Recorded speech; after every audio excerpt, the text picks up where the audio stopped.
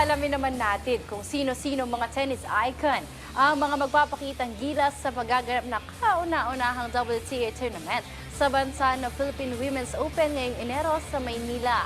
Para sa detalye, narito ang report ni Paulo Salamati.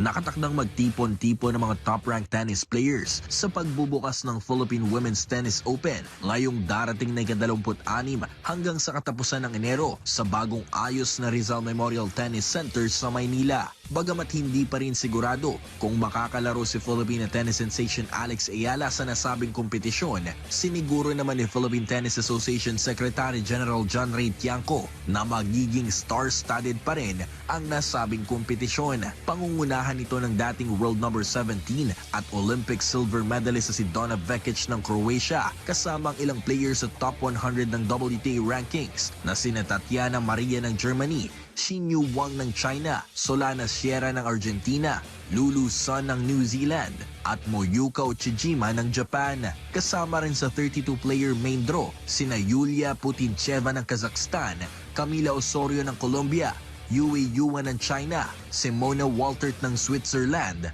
at Kimberly Birrell ng Australia.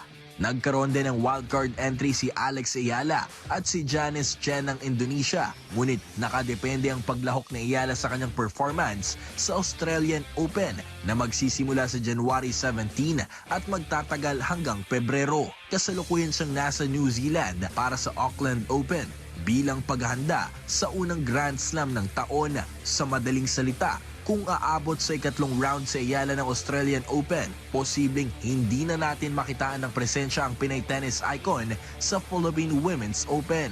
Siniguro rin ng PhilTA at Philippine Sports Commission na asahan ng isang world-class venue sa loob ng Rizal Memorial Sports Complex sa Maynila para sa historic tennis tournament ng bansa ngayong taon. Kahit wala si Ayala, inaasahang magiging mainit ang laban dahil sa dami ng top 100 players, ilang mga Wimbledon semi-finalists at mga young tennis stars na lalahok mula sa 18 bansa. Paulo Salamatin para sa Atletang Pilipino para sa Bagong Pilipinas.